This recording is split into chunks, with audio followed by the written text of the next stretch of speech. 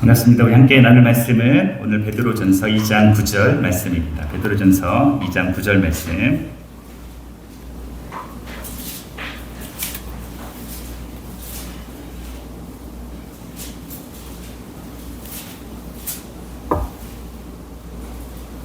베드로전서 2장 9절 말씀 찾으셨으면 우리 한 목소리로 함께 읽도록 하겠습니다.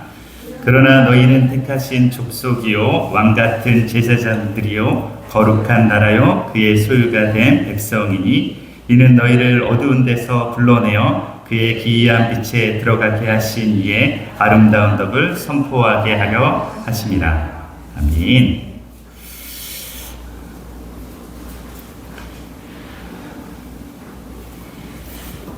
오늘 말씀은 부르심에 합당한 아름다운 삶이라는 제목을 가지고 말씀을 함께 나누도록 하겠습니다. 우리가 베드로 전서는 사실 초대교회이지만 그러나 핍박이 로마로부터 시작이 되어지는 시기라고 볼 수 있을 것 같습니다.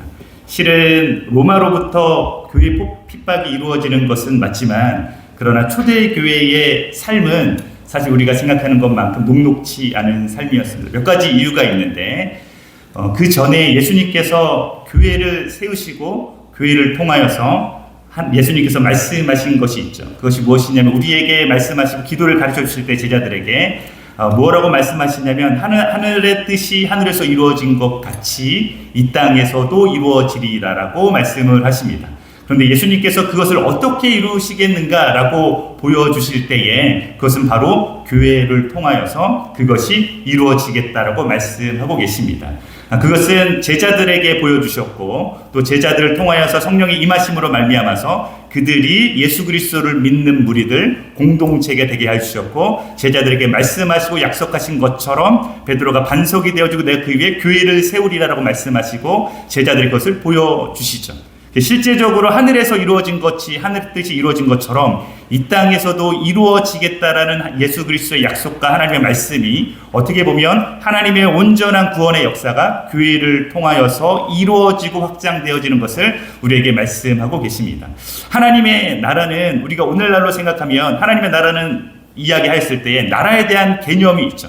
오늘날의 나라의 개념은 어떤 개념입니까? 국경을 그어 놓았죠. 어디서부터 어디까지 선을 그어 놓고 그리고 위도 경도 이야기하면서 국가 대 국가로 이야기를 나누어서 어디서부터 어디까지가 나라라고 이야기합니다. 그런데 그때 당시에 나라라는 개념은 조금 다릅니다. 이 신약 시대에 유대인들이 살았던 로마 시대에 그리스도인들이 살았던 나라의 개념은 어떠한 개념이냐면 선을 그어놓고 여기서부터 여기까지의 나라의 개념이 아니라 누가 나를 다스리고 있는가에 대한 개념으로 인해서 내가 그 나라에 살고 있다는 개념이 생기기 시작하죠. 그래서 로마가 다스리는 나라는 어떤 나라입니까? 로마의 황제가 다스리고 있으면 내가 그의 법을 따르고 있고 그의 법에 따라서 내가 살아가는 영향력에 있으면 거기까지가 로마가 속해 있는 나라입니다. 그래서 어디서부터 어디가 국경을 그어놓는 것이 아니라 내가 어느 누구의 왕을 다스림을 받고 있는가에 대해서 이야기를 했을 때에 그것을 나라라는 개념으로 이야기를 하고 있죠. 하나님의 나라는 때문에 어떠한 의미를 가지고 있냐면 누가 그 사람을 다스리고 있는가, 나는 누구의 통치하에 있는가, 나는 누구의 법을 따르고 있는가에 대해서 이야기를 하고 있는 것입니다. 때문에 예수님께서 마태복음에 말씀을 이제 본격적으로 예수님의 사역을 시작하실 때 뭐라고 말씀하십니까? 회개하라, 하나님의 나라가 가까웠느니라고 말씀하시는 겁니다. 근데 그 말씀을 하시고 난 다음에 하시는 말씀이 어떤 말씀이냐면 산상수훈으로 넘어가게 되어지죠. 예수님이 그럼 어떤 말씀을 하시고자 하는 것이냐면 내가 너희에게 하나님의 나라에 속한 백성들이 어떠한 말씀으로 살아가야 되는지 어떠한 법을 따르며 살아가야 되는지에 대해서 말씀하고 계시는 것입니다. 그런데 하나님의 나라에 속한 사람들이 있죠.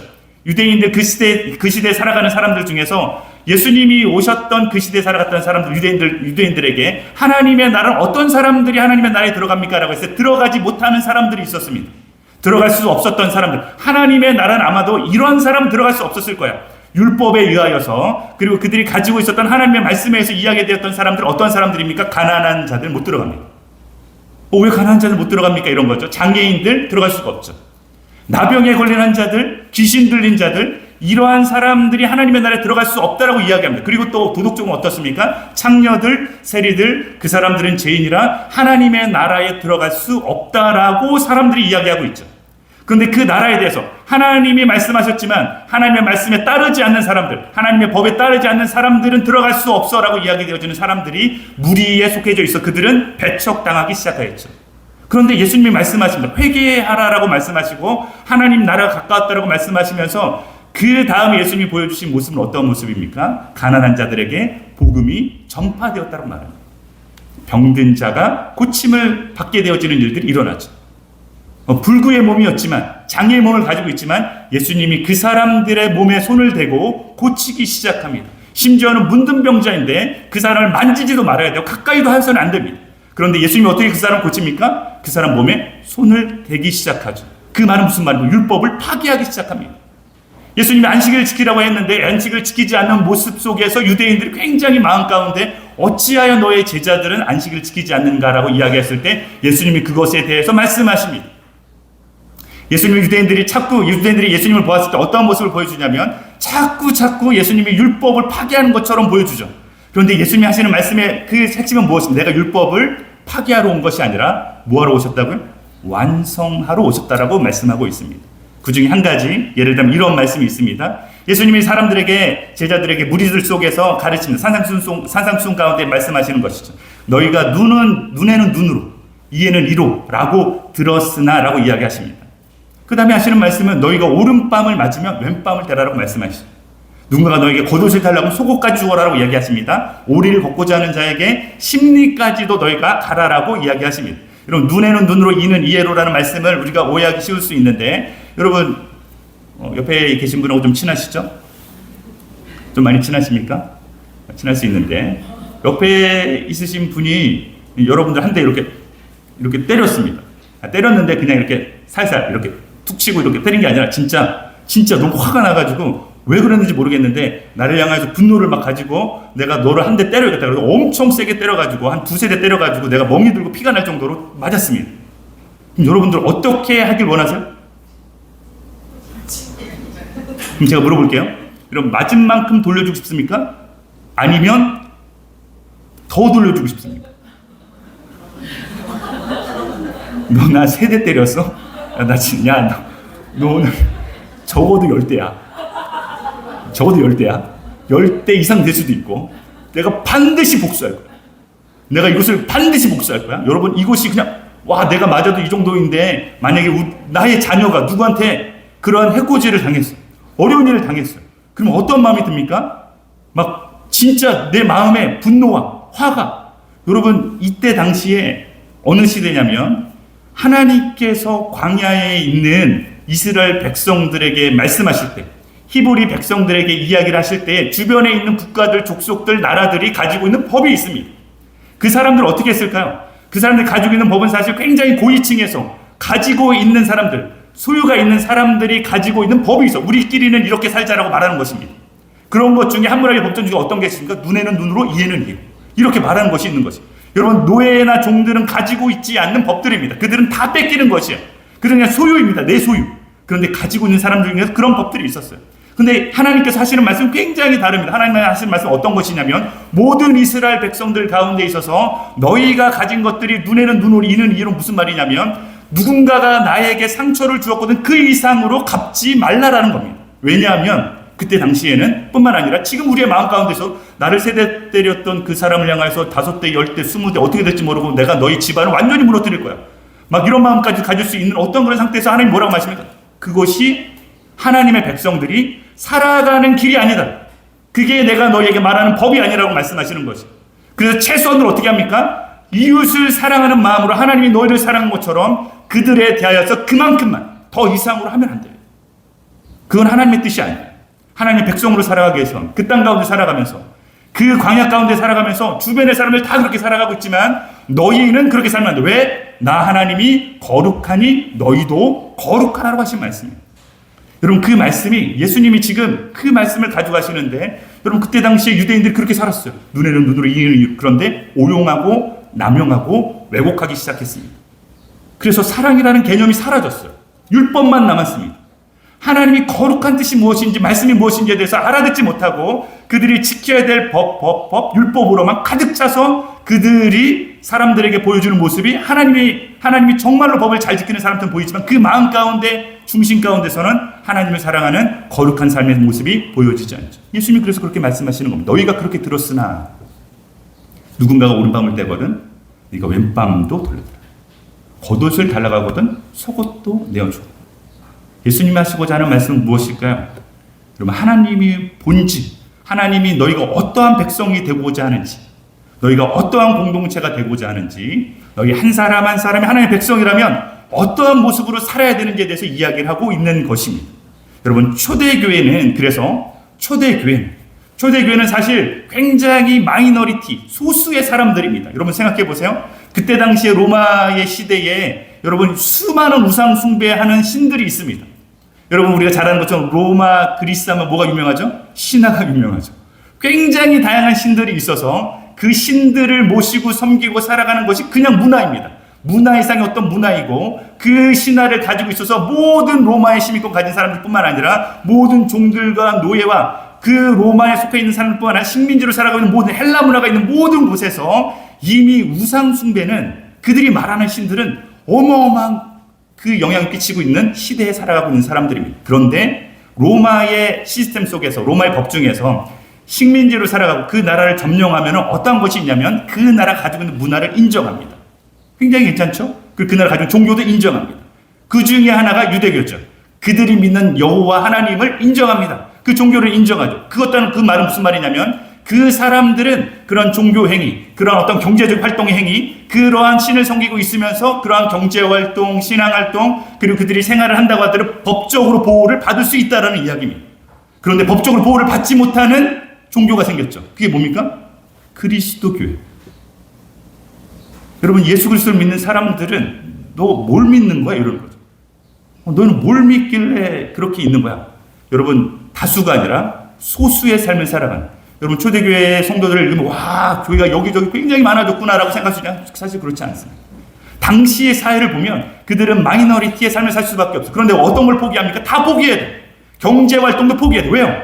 여러분, 신을 섬기는 사람들이 경제활동을 같이 하면서, 상호활동을 같이 하면서 서로 간에서 어떤 것을 비냐면 그들이 그러한 상호활동, 그들이 비즈니스를 맺을 때에 신께 제사를 드립니다. 그런데 우리가 섬기는, 초대교회에 섬겼던 그 경제활동을 하고 있는 사람들은 우리가 섬기는 신은 신상이 없어요.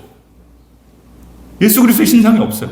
너희 신은 누구야? 우리가 함께 제사 드리고 우리의 경제활동이 잘 되게, 비즈니스 잘 되게 한번 해보자라고 했는데 신상이 없어요. 그 사람들이 뭐라고 얘기합니까? 지금 말하는 우리가 무신론자라고 해요. 무신론자를 우리가 어떻게 말하고 있어요? 아, 신을 믿지 않는, 신이 없다라고 생각하는 사람들이구나.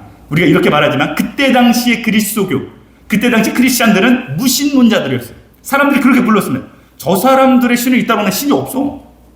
신이 어떻게 생겼는지도 몰라. 야, 그게 말이 돼? 어떻게 신이 어떻게 생겼는지도 모르고 어떤 모습인지 그런 신을 섬기고 있지? 라고 말하면서 그들 배척하기 시작합니다. 그리고 인정받지 못하죠. 그것이 본격적인 네로 황제의 핍박이 있기 전에 삶의 고단을, 예수 그리스도를 선택하면서 공동체 함께 있으면서 굉장히 어려운 일들이 많이 생겨나기 시작하죠.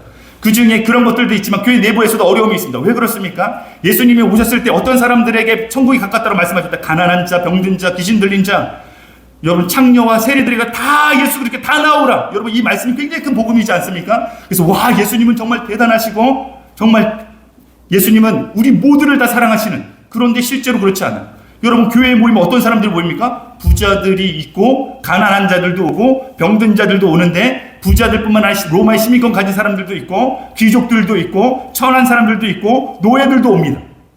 그럼 누가 불편할까요? 불편한 사람들이 있죠. 왜 없을까요? 여러분 서신서를 읽어보세요. 여러분 서신서, 올해 바울 서신서, 베드로가 쓴 서신서, 이런 서신서를 읽으면 항상 하는 비슷한 이야기가 있어요. 그 말 중에 하나가 뭡니까? 너희가 서로 사랑하고 하나가 되라고 해요. 성령 안에서 하나가 돼. 왜 이런 말을 자꾸 할까요? 뭐가 그렇게 다르기 때문에. 여러분 그러한 사람들의 무리가 모이고 시작하고 사람들이 서로를 배척하고 차별하고 그들 가운데 있어서도 어떤 게 있는 거예요? 예수 그리스도의 사랑의 본질을 깨닫지 못하는 사람들은 받아들일 수가 없는 거죠. 예수를 나를 사랑하면서 너무 감격스럽고 너무 감사하고 너무 행복하지만 그 은혜가 넘치지만 내가 살아가면서 교회 안에서 모이는 사람들을 바라보면서 와, 내가 저런 사람과 같이 신앙생활 해야 된다고? 여러분 그 야고보서가 뭐라고 말합니까? 그것에 대해서 부한 자들에서 경고하는 것이, 부자들에 경고하는 것이. 너희 교회에서 가난한 사람들이 오거든, 너 어디든지 앉든 그냥 네 마음대로 앉아. 부한 자들이 오면 여기입니다. 상속의 모습. 여러분, 야고보가 가지고 있었던 교회의 모습들을 바라보면서 그렇게 살아가고 있는 초대교회의 모습을 보게 되어지는 것입니다.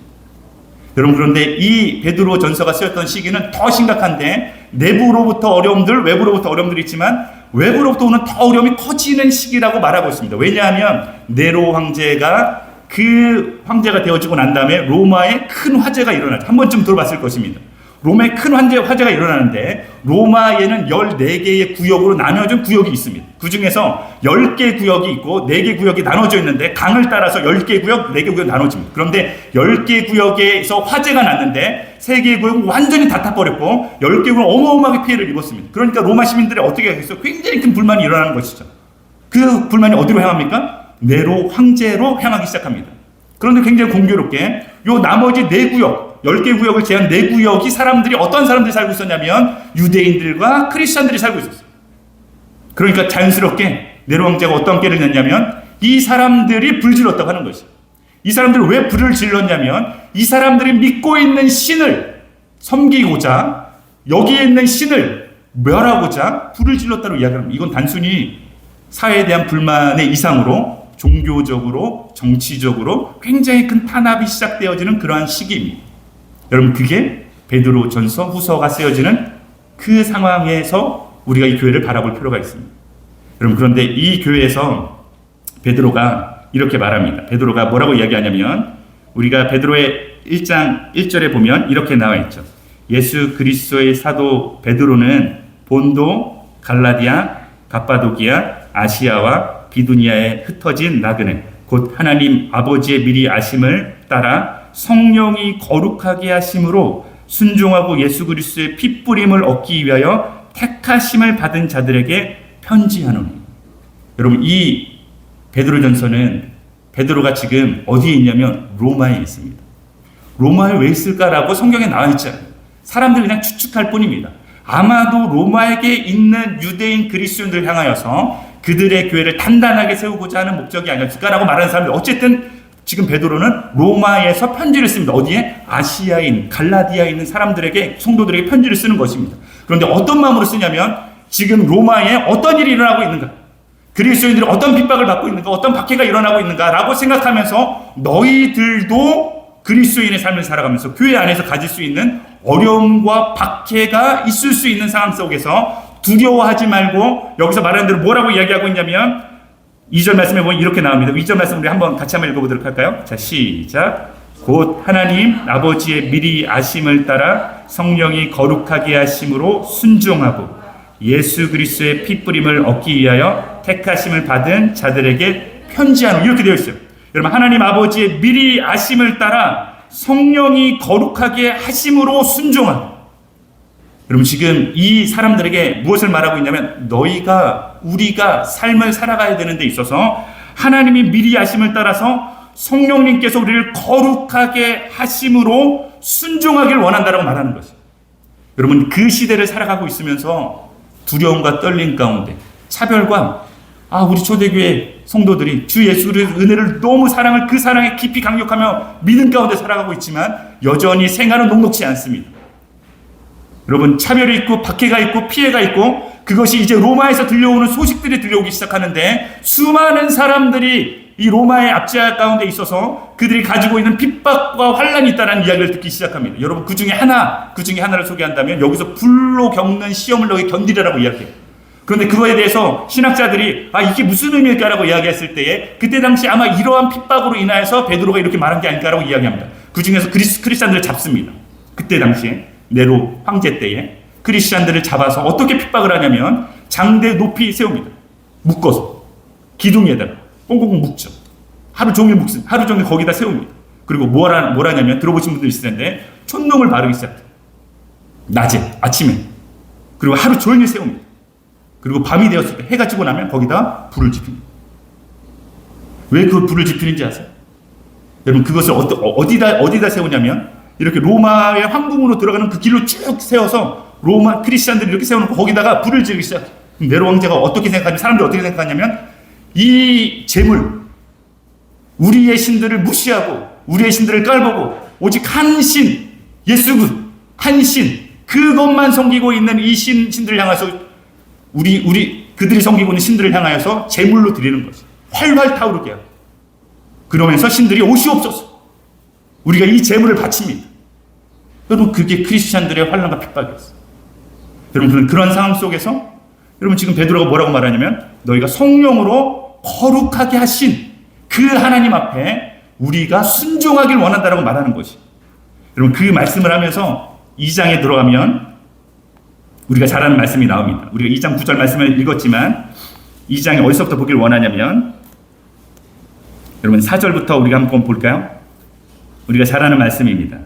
2장 4절 5절 말씀 우리가 함께 읽어보도록 하겠습니다. 시작. 사람에게는 버림바가 되었으나 하나님께는 택하심을 입은 보배로운 산돌이신 예수께 나아가 너희도 산돌같이 신령한 집으로 세워지고 예수 그리스도로 말미암아 하나님이 기쁘게 받으실 신령한 제사를 드릴 거룩한 제사장이 될지니라. 여러분, 여기에서 사도 베드로가 여러분 아시아에 있는 이 사람들에게 편지를 쓰면서, 이들은 유대인들이 아니에요. 이들은 헬라인들, 이방인들입니다. 근데 이들에게 뭐라고 말하면, 너희는 거룩한 제사장이 될지니라고 말해요. 그런데 어떻게 거룩한 제사장이 되냐고 말하냐면 이렇게 말합니다. 사람에게는 버림바가 되었으나 하나님께는 택하심을 입은 보배로운 산돌이신 누구입니까? 예수께 나아가라는 것이. 여러분, 그래서 너희도 산돌같이 신령한 집으로 세워지고 예수 그리스도로 말미암아 하나님이 기쁘게 받으실 신령한 제사를 드릴 거룩한 제사장이 될지니라고 이야기합니다. 근데 그 밑에 6절과 7절 말씀 한번 읽어보도록 하겠습니다. 시작. 성경에 기록되었으되 보라, 내가 택한 보배로운 모퉁이돌을 시온에 두노니 그를 믿는 자는 부끄러움을 당하지 아니하리라 하였으니, 그러므로 믿는 너희에게는 보배이나 믿지 아니하는 자에게는 건축자들이 버린 그 돌이 모퉁이돌 머릿돌이 되고, 8절 읽겠습니다. 또한 부딪히는 돌과 걸려 넘어지게 하는 바위가 되었다 하였느니라. 그들이 말씀을 순종하지 아니함으로 넘어지나니 이는 그들을 이렇게 정하신 것이라. 여러분 말씀 보세요. 성경에 기록이 되었어요. 뭐라고 기록이 되었다고 말합니까? 보라, 내가 택한 보배로운 모퉁이돌을 시온에 두노니. 이게 누구입니까? 바로 예수 그리스도입니다. 여러분, 그러면서 7절 말씀에 뭐라고 하나요? 믿는 너희에게는 보배이나 믿지 아니하는 자에게는 어떻게 됩니까? 건축자들이 버린 그 돌이 모퉁이의 머릿돌이 되는 것입니다. 여러분, 이 집을 짓는다라고 이야기하는데, 여러분 우리가 좀 더 성경을 보면 뭐라고 되어 있냐면 성전이라고 이야기합니다. 성전은 사실 굉장히 재미있고 흥미롭고 우리에게서 굉장히 의미 있는 하나의 장소이죠. 성전을 통해서 우리는 무엇을 경험합니까? 하나님의 임재하심을 경험합니다. 성전을 통해서 하나님이 우리와 함께 가까이 계시고 우리와 동행하여 주시고 관계를 맺고 우리를 보호해 주실 뿐만 아니라 하나님의 백성이 된 증거가 되어지고, 그 성전을 통해서 하나님이 임재하심, 하나님이 임하신 것을 온전히 백성들이 보고 안전하고 안심하며 그 하나님을 바라볼 수 있는 구원의 백성이 된 것을 감격하며 살아가는 상징적인 부분들이 있죠. 여러분, 그런데 예수님께서 이 땅에 오셔가지고 성전에 말씀하실 때에 그렇게 제자들에 향해서 뭐라고 말씀하십니까? 이 성전을 헐라라고 말씀하시죠. 그리고 뭐라고 말씀하십니까? 사흘 만에 내가 다시 세우리라고 말해요. 그 이야기를 알아듣지 못하죠. 그러나 나중에 예수 그리스도의 부활하심을 통해서 다 알게 되어집니다. 그것이 무슨 말입니까? 내가 죽고 십자가에 달려 모든 것이 다 죽고 되어지면 내가 사흘 만에 부활함으로 말미암아서 하나님과 이스라엘 백성들뿐만 아니라 온 열방이 하나님과 관계를 맺는 데 있어서 내가 그 성전이 되리라고 말씀하시는 것입니다. 여러분, 그러니까 우리는 어떤 관계에 있는 사람들을 우리의 소망을 가질 수 있습니까? 바로 산돌이신, 살아있으신 그 성전이 있으셔서 지금도 우리와 함께 하심으로 말미암아 하나님과의 관계와 하나님의 백성이 되는 것을 증명해주는 예수 그리스도의 모습을 우리가 가지고 있는 것이죠. 그런데 여기에서 이렇게 말하고 있습니다. 재미있는 건 어떻게 표현하고 있냐면 7절 말씀에 이렇게 말하고 있죠. 그러므로 믿는 너희에게는 보배이라. 여러분, 우리가 예수 그리스도를 믿는 것으로 말미암아서 예수 그리스도의 산돌은 우리에게 보배. 왜냐하면 그 이전에 말하고 있죠. 어떻게 말하고 있냐면, 여러분, 우리도 함께 성전이 되었다라고, 집이 지어졌다라고 말해요.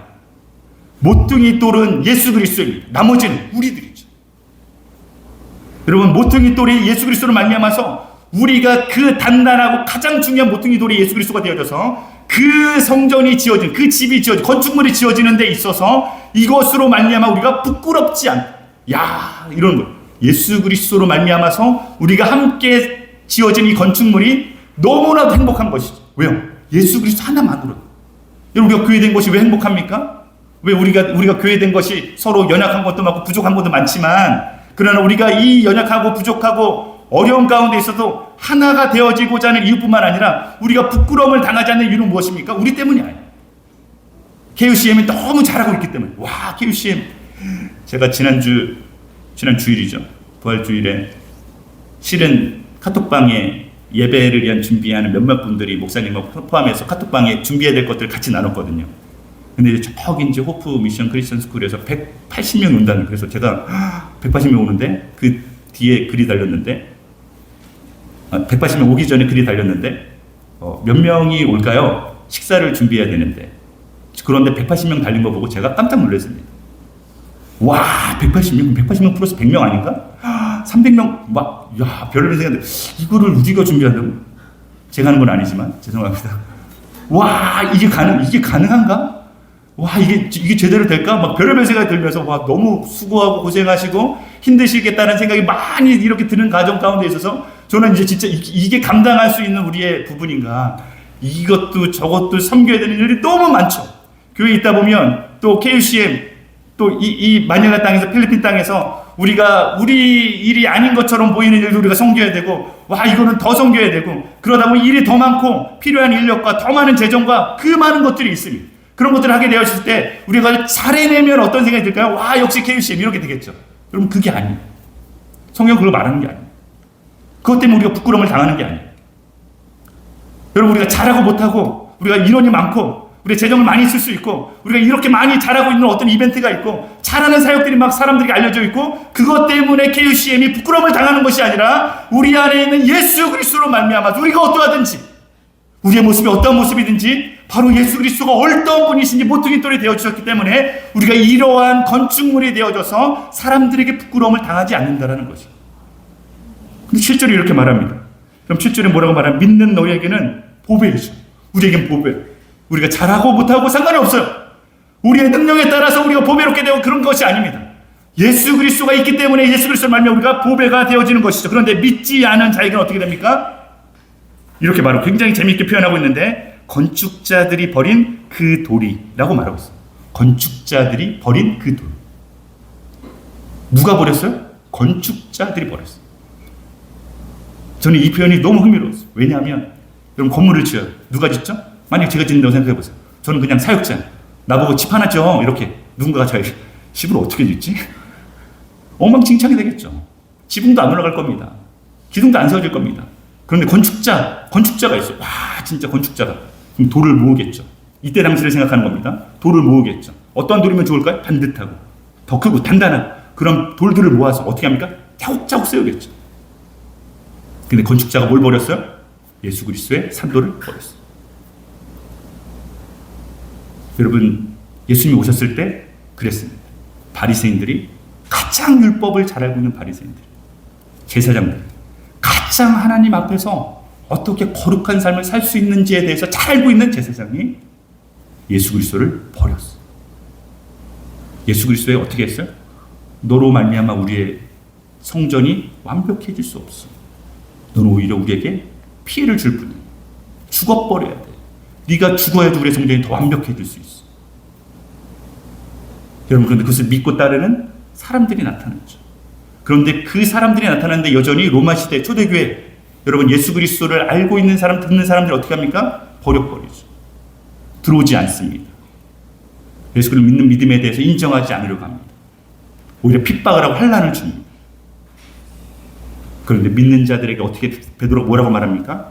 건축자들이 버린 그 돌이 어떻게 되었어요? 머릿돌이 되어져서.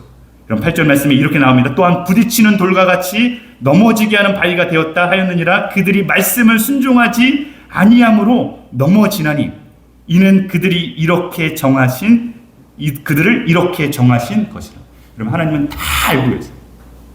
하나님이 예수 그리스도를 통하여서 어떻게 교회를 세우실 것과 예수 그리스도를 믿는 자들이 어떻게 하나 될 것과 그 하나 된 교회가 어떻게 세워질 것에 대하여서 그들을 신뢰하고 믿고 소망을 두는 것이 아니라 오직 예수 그리스도로 말미암아서 예수 그리스도의 가르침과 그 가르침에 순종하는 모든 자들이 모였을 때에 그것이 산돌이 되어지고 보배로운 돌이 되어져서 그 건축물이 완벽하고 아름다운 건축물이 되어지고 성전이 되어진다라고 말하고 있습니다. 그래서 2장 9절에 이렇게 말씀하시는 것입니다. 여러분 2장 9절 말씀 우리가 읽었지만 한 번 더 읽어보도록 하겠습니다. 시작. 그러나 너희는 택하신 족속이요 왕같은 제사장들이요 거룩한 나라요 그의 소유가 된 백성이니 이는 너희를 어두운 데서 불러내어 그의 기이한 빛에 들어가게 하신 이의 아름다운 덕을 선포하게 하리라.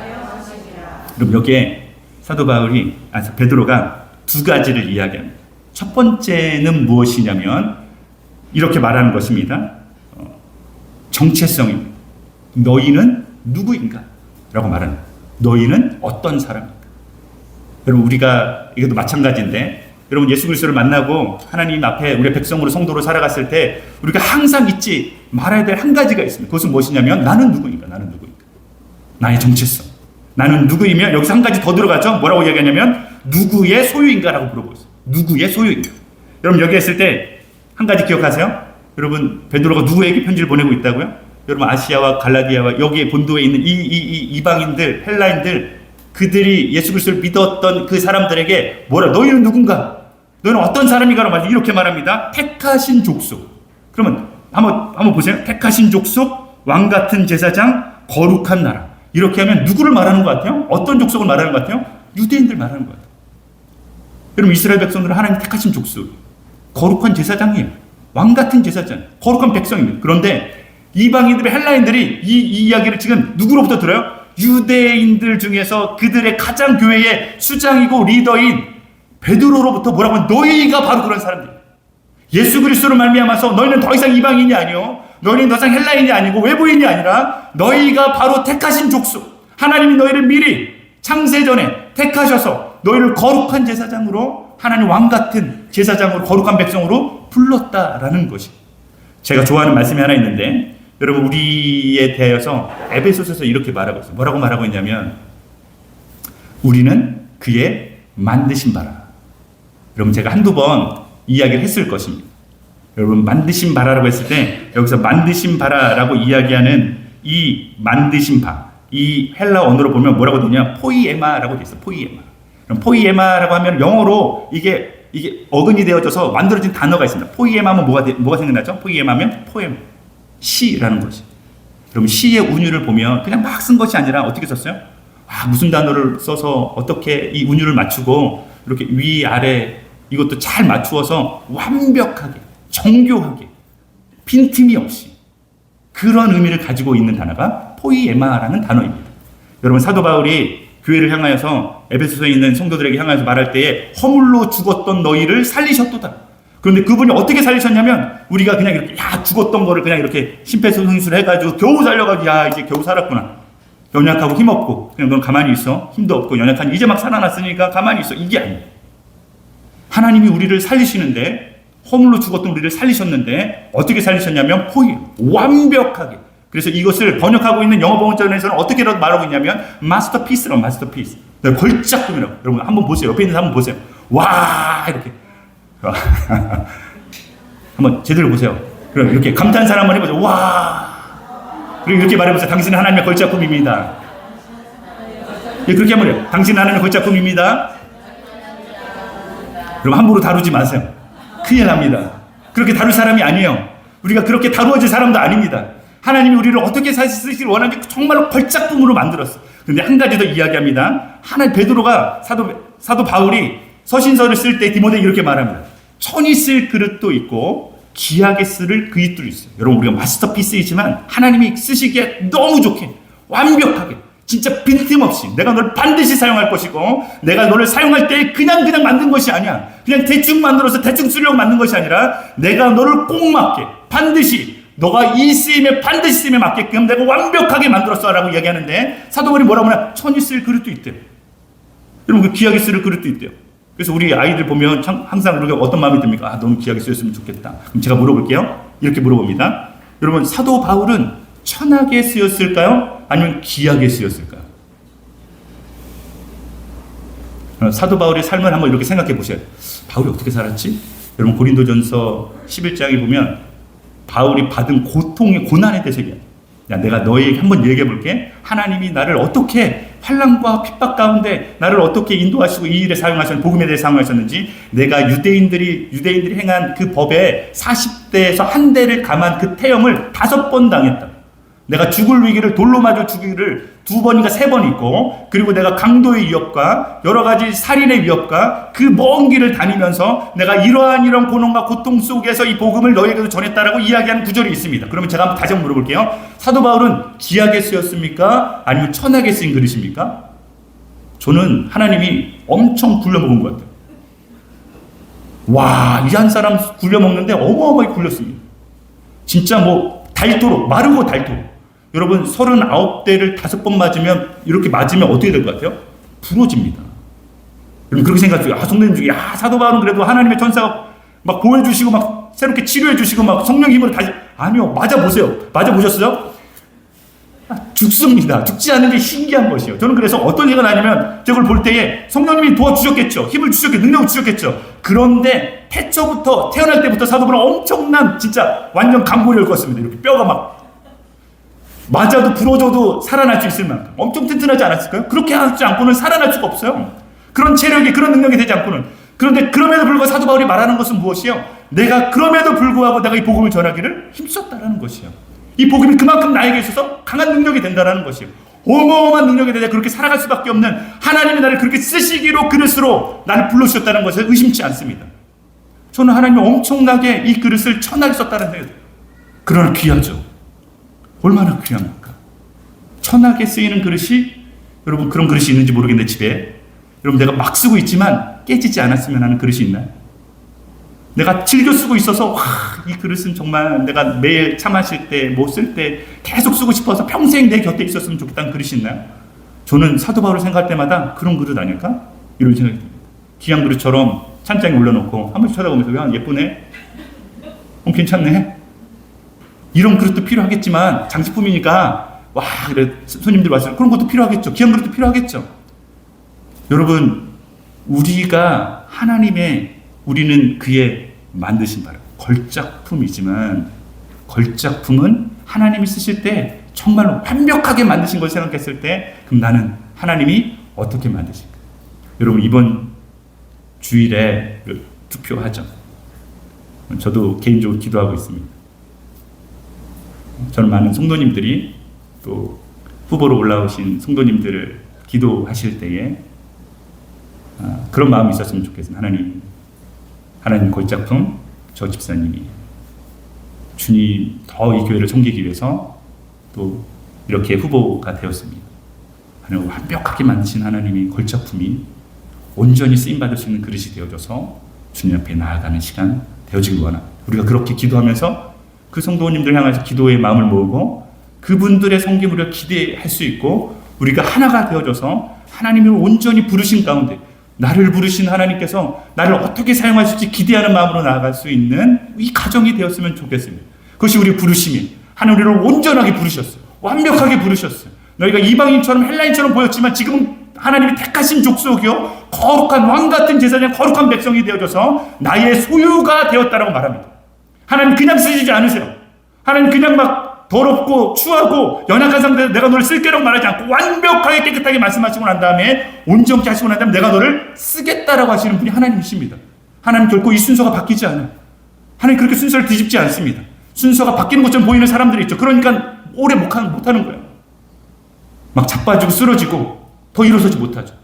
그러나 하나님이 온전히 부르신 한 사람, 깨끗하게 되어져 흠도 티도 없이 걸작품으로 만든 사람 하나님 부르셔서 어떻게 하십니까? 나의 소유가 되어져서 내가 너를 어떻게 하냐면, 두 번째요. 여러분 두 번째는 무엇이냐면 뭐라고 말합니까? 그 뒤에 이는, 2장 9절 중간에 이는 있죠. 이는 너희를 한번 읽어보도록 할까요? 시작. 이는 너희를 어두운 데서 불러내어 그의 기이한 빛에 들어가게 하신 이의 아름다운 덕을 선포하게 하려 하심이라. 우리를 부르신 그 하나님께서 무엇을 하길 원하시냐면, 우리를 어두운 데서 불러내서 기이한 빛에 들어가게 하신 이의 무엇을요? 아름다운 덕을 선포하게 하려 하심이라고 이야기하고 있어요. 여러분 여기서 아름다운 덕이라는 건 이런 것이에요. 헬라어로 보면 아레떼라고 말해요. 아레떼. 덕이라는 것은 아레떼라고 말하는데 여러분 이 단어는 사실 이때 당시에 그 헬라 문화권에 있었던 사람들의 굉장히 익숙한 단어입니다. 왜냐하면 아마도 여러분들 그 성도님들 중학교 고등학교 때 우리가 도덕 배우죠. 도덕 배울 때 그리스 철학 배웁니다. 그렇죠? 그리스 철학을 배울 때 그 사람들이 가지고 있었던 굉장히 관심 있었던 그때 당시에 그리스의 문명 헬라 문화 속에 관심이 있었던 무엇입니까? 인간의 목적은 무엇? 삶의 목적은 무엇인가? 우리의 가장 이상적인 모습은 어떤 것? 철인의 모습을 이야기하죠. 미덕에 대해서 이야기합니다. 거기서 말하는 것이 아레떼라는 것이에요. 그러니까 어떻게 하면, 다시 말하면 영어로 표현하면 이렇게 표현하고 있습니다. excellent한 거예요. excellent. 어떻게 하면 우리의 삶이 excellent 해줄 수 있는가? 정말로 탁월해질 수 있는가? 완벽한 인간의 모습을 갖출 수 있는가라고 이야기할 때에 그 말하는 덕이 바로 여기서 말하는 덕입니다. 그러면 베드로가 뭐라고 말하는 것이요? 교회의 부르심은 교회의 세력을 확장하는 게 아니야. 하나님의 거룩하심, 그 아름다운 덕을 드러내는 것이야. 라고 말하고 있는 것입니다. 여러분 이때 당시에 제가 이야기했죠. 몇 가지 베드로전서에서 이 아름다운 덕을 그러면 어떻게 선포하는 겁니까? 라고 했을 때 2장의 그 밑에 있는 말씀, 3장의 말씀 계속적으로 이야기를 하고 있는 게 있습니다. 시간이 많지 않으니까 제가 한번 말씀 구절을 읽으면 그냥 눈으로 한번 따라 성경을 찾아보시면서 한번 찾아보시기 바랍니다. 먼저 베드로전서 2장 11절 12절 말씀입니다. 뭐라고 말해요? 이렇게 말해요. 사랑하는 자들아 거류민과 나그네 같은 너희를 권하노니 영혼을 거슬러 싸우는 육체의 정욕을 제어하라. 너희가 이방인 중에서 행실을 선하게 가져 너희를 악행한다고 비방하는 자들로 하여금 너희의 선한 일을 보고 오시는 날에 하나님께 영광을 돌리게 하려 함이라. 2장 18절 말씀입니다. 사환들아 범사의 두려움으로 주인들에게 순종하되 선하고 관용하는 자들에게만 아니라 또한 까다로운 자들에게도 그리하라. 여러분 사람들은 종들이에요. 노예들입니다. 여러분 주인이 섬기는 신이 있어요. 그러면 종들은 어떻게 해야 되죠? 그 신을 섬겨야 돼요. 여러분 그런데 사도 바울이 뭐라고 말합니까? 오히려 그들을 까다로운 자들에게도 선하고 대하라고 이야기하고 있어요. 여러분 그 뒤에 3장 1절 2절 말씀입니다. 아내들아 이와 같이 자기 남편에게 순종하라. 이런 말씀 별로 안 좋아하실 수 있는데 그래서 계속 읽겠습니다. 이는 혹 말씀을 순종하지 않는 자라도 말로 말미암아 않고 그 아내의 행실로 말미암아 구원을 받게 하려 함이니 너희의 두려워하며 정결한 행실을 봄이라. 여러분 크리스찬인 아내들에게 뭐라고 말하냐? 너희 남편들이 여기서 말하는 너희 남편들은 그리스도인들일까요? 아니요. 그렇지 못할 가능성이 굉장히 높습니다. 제가 이야기했죠. 여러분 이때 당시에는 크리스찬이 교회가 초대교회가 마이너리티라고요. 그냥 어떻게 하다 보니 초대교회에 있다 보니까 예수 그리스도를 보고 그 복음을 듣고 믿는 사람들이 있었다고. 그 사람들 중에서 내 남편이 믿지 않으면 어떻게 합니까? 그 남편은 또 어떤 삶을 살고 있어요? 우상 숭배, 이미 로마의 신들을 몇 가지 섬기고 있으면서 그의 지위와 그의 사업과 모든 것을 지키기 위해서 그렇게 살 수밖에 없는 문화까지도 접어든 사람들입니다. 그런데 아내가 예수 그리스도를 믿었어요. 남편들 어떻게 섬겨야 될까요? 뭐라고 말합니까? 순종하라. 순종하라. 남편의 말에 순종하라. 그럼 몇 가지 순종하지 말아야 될 것도 있을 수 있겠지. 그 뒤에 또 볼게요. 3장 7절. 아내들만 나오면 안 되니까 남편들아 이렇게 말합니다. 남편들아 이와 같이 지식을 따라 너희 아내와 동거하고 그를 더 연약한 그릇이요 또 생명의 은혜를 함께 이어받을 자로 알아 기이 여기라. 이는 너희 기도가 막히지 않게 하려 하며. 여러분 굉장히 흥미로운 말씀이 있는데 어떤 말씀이냐면 너희 아내와 동거하고 무슨 말입니까? 다른 여자도 있을 수 있다는 얘기. 있었습니다 실제로. 여러분 그때 당시 아내 한 명이 아니에요. 남편은 여러 아내를 둘 수 있었어요. 아내는 반드시 한 명의 남편만 둬야 됩니다. 불공평하죠? 그때는 그랬어요.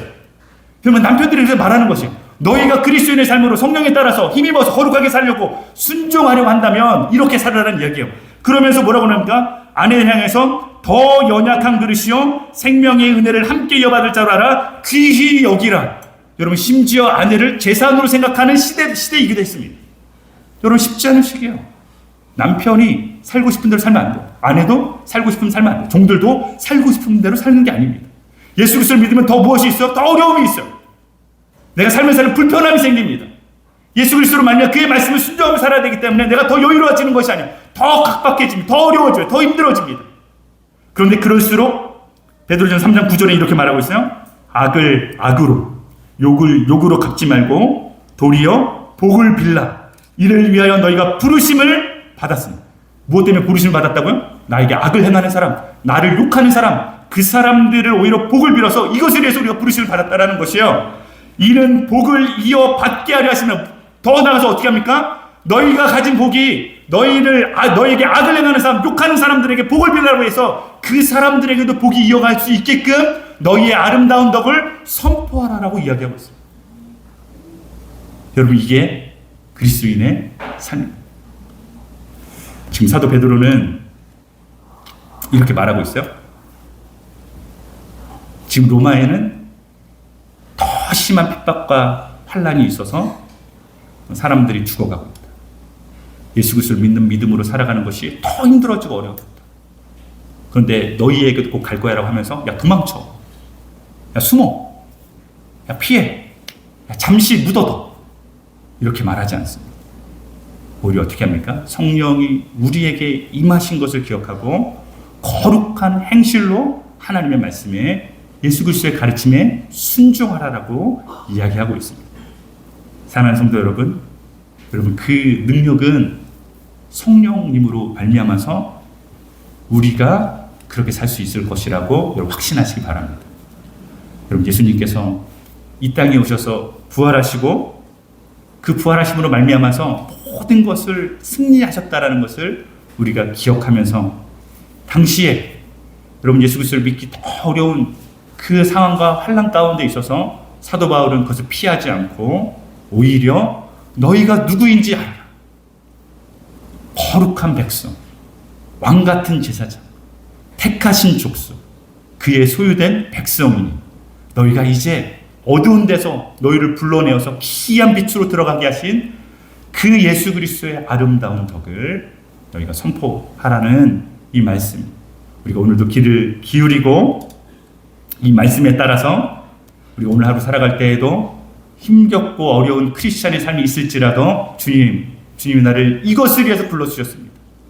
오히려 이런 환난과 어려움과 핍박 가운데, 어려움과 내 마음 가운데 어지러움 가운데 있어서 오히려 주님의 말씀하신 대로 순종할 수 있는 삶이 되게 하여 주시고, 내 힘과 능력으로 하는 것이 아니라 성령님의 부으심 받아져서 하나님 내 삶이 예수 그리스도를 향해서 날마다 나아갈 수 있는 우리의 삶이 되게 해달라고 우리가 소망하는 마음이 있기를 소망합니다. 우리 함께 이 찬양으로 다시 한번 고백하면서 주님 앞에 우리의 삶과 우리의 마음을 고백하도록 하겠습니다. 내게 있는 향유옥합으로 우리가 함께 다시 한번 찬양할 때, 주님, 우리가 가진 모든 것을 주님께 드립니다.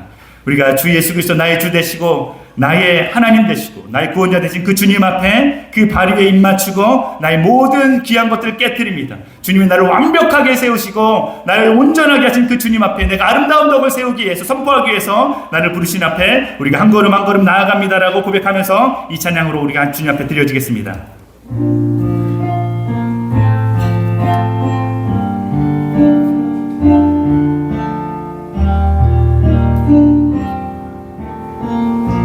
내게 있는 향유옥합, 내게 있는 향유옥합 주께 가져와 그 발 위에 입 맞추고 깨뜨립니다. 내게 있는 향유옥합, 내게 있는 향유옥합 주께 가져와 그 발 위에 입 맞추고 깨뜨립니다.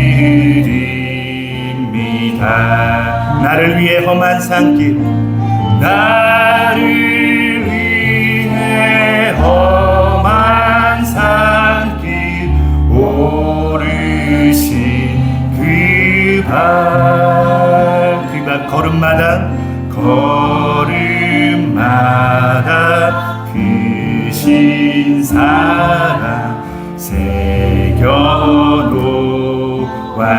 나를 위해 험한 산길, 나를 위해 험한 산길 오르신 그 발